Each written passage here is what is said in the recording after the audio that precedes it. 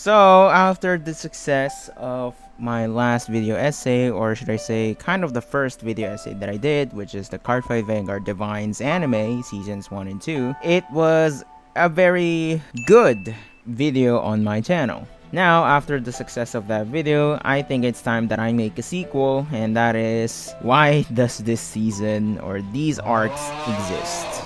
Genuinely, why? What's up, TFM Nation? It's me, the TFM here again, and so we are back with another video essay, although this time I have no script. I'm just gonna yap, and hopefully I don't take long. So, after Divine Season 1 and 2, obviously, spoiler alert, in 3, 2, 1, Erika, or we all know her as Future Hikari, did survive after the events of Season 2, and she has now lived in the present timeline, or in the timeline that we know in the anime. And so, she has a new name, and that is Erika. So after the events of Season 2 and Season 1, the Fated Clash and Destined Showdown, we have now entered a new tournament, this time not a supernatural one, but a regular tournament, and that is the Deluxe Tournament. So we're diving right into Season 3 and Season 4, also known as we call them the filler seasons. Oh my god, bro. That's how bad or good they are. Deluxe Arc is a tournament, a regular tournament for Cardfight Vanguard. Yeah, I mean, there's nothing for me to say because the plot is just basically a tournament clash, and yeah, there's no stakes here. It's just character writing. And so, we're jumping right into the good and the bad ones. So, I'm gonna combine Season 3 and 4 all at the same time. So, we're going into the good ones of Season 3 and 4. So, what's good about these seasons is that we now have a focus on Akina. His own goal, not just for others. This time, Akina in Season 3 is finally looking for his own goal, because we are now introduced to a new character, that is Yakumo Kagetsu, or Kagetsu, which is now Inabe, or now Senpai's mentor of Cardfight Vanguard. Kagetsu asks Akina, 君は何のためにヴァンガードをやってるんだ? それは in which later on in the Season 3, he finally found his answer and answered it appropriately against Kagetsu again. Yeah, it's only in this season. So, if you ask me what happened in Season 4, well, we're gonna dive right into that later on. That's what I love about this particular season. Akina in Season 3 is finding a reason as to what is his reason for playing Vanguard. And I liked his answer. It wasn't the best answer that can be provided to any of us or to every one of us. However, that is his answer. That's for himself. Because it's not for any one of us, but for himself. That's what I like about Akina's character in Season 3, Deluxe Arc. I can't say the same for the Deluxe Finals though. Akina in Season 3 continues to be the Miracle Boy and so on for the Deluxe Finals, but before that, in Season 4, Deluxe Finals and Deluxe Arc combined, we have now seen the Blackout origin, and that is from Overdress and Wildress characters, the connection between the characters in the Divine's series. We now have the answer in this particular season, in this particular filler seasons. I love the Blackout origin. It's very simple. It didn't have to be grand. It doesn't have to have a very high stakes and emotional origin story. We got introduced to the characters that we all know and love, and the leader of the team, Ruka. Ruka and Kagetsu have connection in this season, but it's not deep enough to say for us audiences. For Kagetsu, it's deep enough because he has never experienced a card fight like that when he faced off against Ruka. But for Ruka, she is this very jolly girl and a very happy outgoing girl, and that is the leader of Team Blackout. In the end, it left Kagetsu with a very traumatic experience because of a one-night stand. And so, Ruka and Kagetsu are really good addition, but they're not really the best addition for the series. Their character writing is still lacking because they are just an additional filler characters for the season for the plot to continue on and for the plot holes to be answered. Considering all that, what I also love about this particular seasons is that the redemption arc for Megumi. Megumi's character writing for Overdress, it was bad, but then it turned out to be good in Season 2 of Overdress, and then it turned bad and sour again in Wildress, in the overall Wildress season.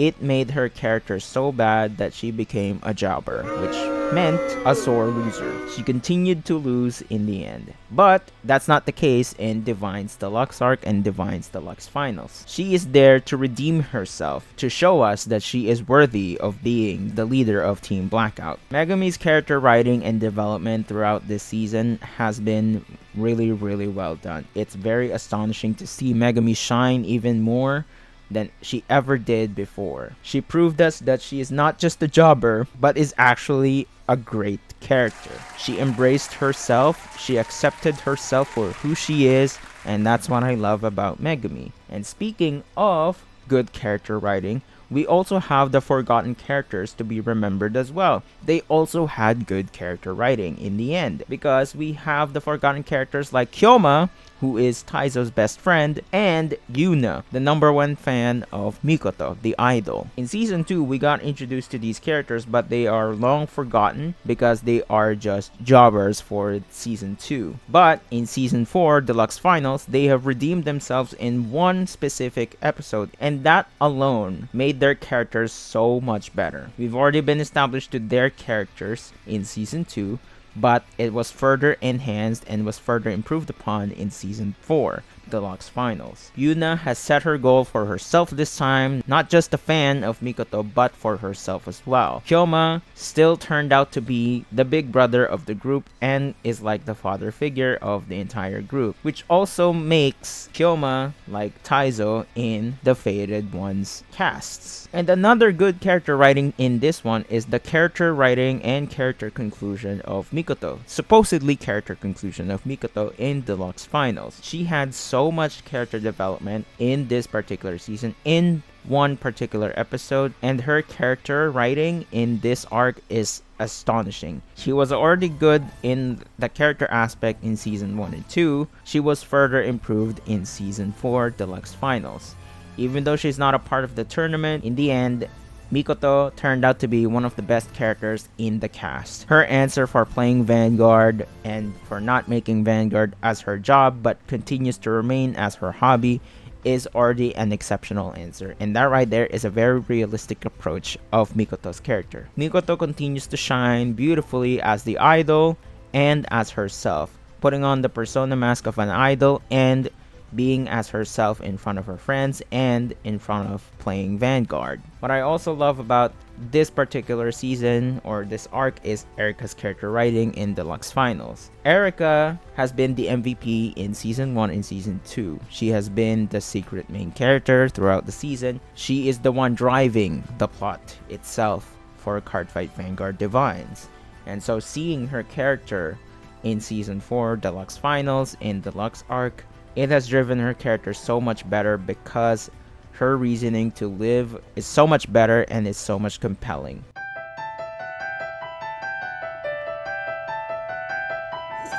What I also love about Erika is the issue between her and Suo. It has been resolved in Season 4 Deluxe Finals because it has been the biggest plot hole in Season 1 and Season 2 and then Deluxe Arc, because Erika and Suo have their unfading scar within them. In this particular arc, in this particular season, we now have their resolution, their issue been resolved. Because unlike Suo, Erika lost her brother through supernatural elements, and that is because of a certain someone, and that is Suo. Suo, on the other hand, lost his parents in an accident. So Erika has someone to blame for, but Suo doesn't have someone to blame for. Suo just turned lifeless after the accident, while Erika is strong enough to go back in time, to reverse things, and to not let those things happen with her brother. And unlike Suo, Erika has deep resentment against someone, and that is Suo.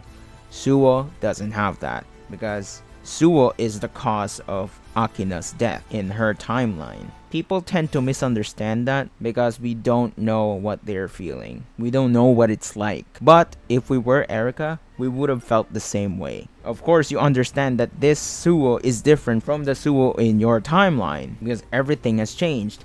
But what if things didn't change? It would have been still the same. I love the resolution between them. Erika still has deep resentment, but not as bad as it was before, because they finally talked with each other through Cardfight, and the character writing, their story with each other is the hard carry for the season. Then we also have returning characters for the Deluxe Arc and Deluxe Finals like Raika from the D series Will Dress, Mirai from Overdress and Will Dress, Michiru from Real Dress, Urara from Will Dress, and our main character Yuyu, and among others like Toya and Danji. What I also love about these seasons is the fact that these returning characters didn't just return for the sake of fan service. It is a part of fan service, but they're also a part of the narrative. It's a culmination. And I also love that Yuyu finally returned, our original main character of the D series, in Overdress and Will Dress. And we have witnessed peak cinema, and that is Akina versus Yuyu, the fight between main characters. We have witnessed another Aichi and Chrono moment. The fights are great in this particular season. That is in Deluxe Arc and Deluxe Finals. It's very hype, but we're gonna go into the bad ones later. What I also love about this particular seasons are the opening theme and different ending themes for each episode in the Deluxe Finals. Because we have opening 1, Mera Mera, and then we have opening 2 of Deluxe Finals, and that is Feather Dreams, which is connected to its first ending theme, Brilliance of Wings, with the same artist, band Morphonica. And then we also have the good additional OST, original soundtracks, and those are Kagetsu's theme, Ruka's theme, a new Akina theme, and Suzune's theme. These 2 seasons weren't all bad. It had good moments like its poetic ending, mirroring moments from season 1. Especially the siblings fight, the sibling dynamic in season 1, which made the end for this season. The fight is poetic, the sibling banter is still there, and the heart of everything in that card fight is still there. I did do the parallel shots in season 1 and in this season for Deluxe Finals in my AMV, so if you haven't checked it out, go check it out. So all in all, it was very good because of its poetic end, but not everything is good because we will now dive right into the bad ones. Oh, say less! First off is the additional character, and that is Suzune. Suzune is just a jobber for Suwa's character development. What? Suzune had some good establishment, but her character execution in this season was so bad. She is just another character to fulfill her job for Suwa's character development. But why?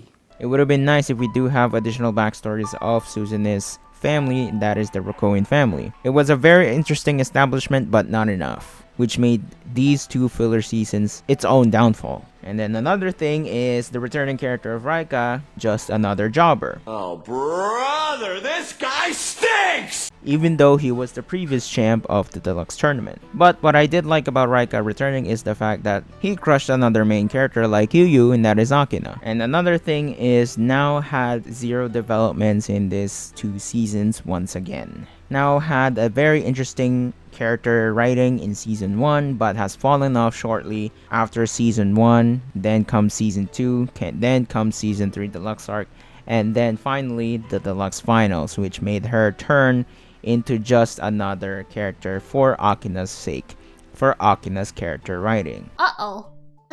And that is her husband. I mean, sorry. Whoa, whoa, whoa, whoa, whoa, whoa. And another bad thing is Erika in season 3. We had a whole ending theme for season 3 Deluxe Arc, entirely solely focused for Erika, but did not get the focus she deserved in season 3. She turned out to be a jobber in Deluxe Arc, with only having the sheer miracle of luck, which made her the winner and advanced in the semifinals. When it comes to Deluxe Finals, we have Ruka and Michiru. We have been established that these characters are professionals and very good card fighters. But in the end, they both didn't win because plot armor, which then turned fights became predictable. Some good executed fights and some bad executed fights. I love the hype surrounding season 3 Deluxe Arcs fights, because we don't know what's about to happen except some of them. But in the Deluxe Finals, we all know who's going to reach the finals. But it's only a matter of who's going to win between them, and that is the siblings,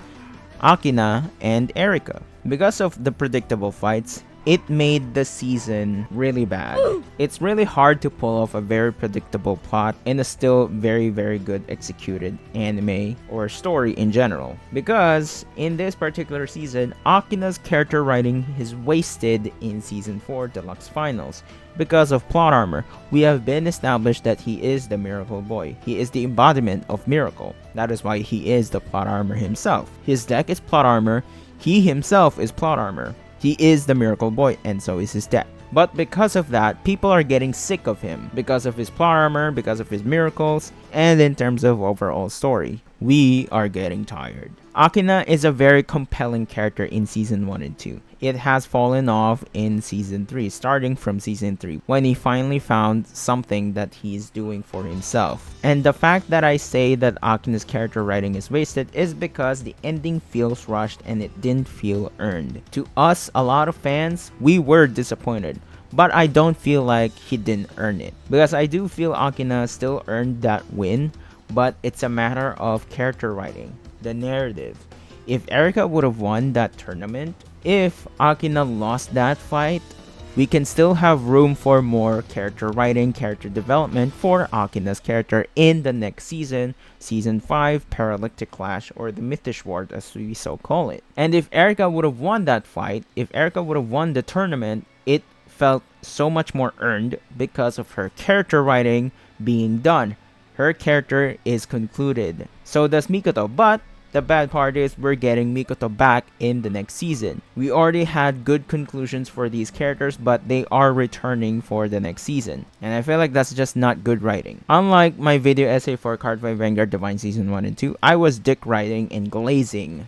Language. Sorry for the wording. I was glazing Season 1 and 2 so much. But after Season 3 and Season 4 Deluxe Arc Deluxe Finals, my opinion to the series turned sour. Damn. Dragging out Akina again in the next season as the main character in the Parallactic Clash doesn't feel right. Because if we have more room for Akina's character writing, I feel like he didn't deserve that win, and it should have been Erika who deserved that win because her character writing is done. It's concluded. But there is potential for the next season. Potential return of good writing in Season 5, the Parallactic Clash. So all in all, this season has its good and has its bad. So all in all, it's mid. Some fights are lackluster, some fights are mid, some fights are underwhelming, and some fights are really good, and some fights are really peak cinema. It was absolute cinema, especially the fight finale for Deluxe Finals. It was very cinematic. However, I can't say the same for the outcome results of the fight. The ending for Deluxe Finals seems abrupt for its filler season, and it felt really rushed. I refuse to believe that these two seasons aren't filler because I believe that these two seasons of Cardfight Vanguard Divinez, Deluxe Arc, and Deluxe Finals are filler seasons for what's about to come, and that is they are cooking for the next season. Hopefully, cooking something good, cooking something great, cooking something that is a masterpiece that we can call it again as peak cinema, and that is the Season 5 Parallactic Clash. Because the Parallactic Clash, all the informations that we have gathered so far seems very interesting. The concepts are really interesting. We have characters from another universe or a parallel universe. They are similar but different. They are the same characters but different at the same time. Interesting. And so I hope you all enjoyed this video. I did not glaze this anime as much as I did in the first video essay, and I yapped too much. I did not have a script. I do not have a script throughout this recording. I only did a script outline for what I'm about to say, the topics that I needed to say, although I may have missed some things here and there, but all in all, I think it was worth it to say all of these things, and I hope I don't get cooked in my editing self. So yeah, anyway, editing future me, I hope you don't get cooked because I am tired already. Thank you guys so much for watching. Hope you all enjoyed, and I'll see you guys on the Parallactic Clash, and I hope they are cooking. Bushiroad, I hope Cardfight Vanguard does have good products in the near future, because so far you are just milking us card fighters, because I don't want to support Bushiroad as of lately, because your rival Yu-Gi-Oh is having a good product, and that is $32 for 3 decks. Yeah, and that is my childhood decks as well. Childhood anime. If Bushiroad want the worldwide fans know that Cardfight Vanguard exists and is a good anime series card game, then I hope you do produce good products, because so far you're not doing it. I hope you get the message, and I hope you are watching Bushiroad. So yeah, anyway, hope you all enjoyed, and I hope they are indeed cooking for the next season, because so far I'm still loving the season, I'm still loving the series, but it's just very unfortunate that this particular seasons have been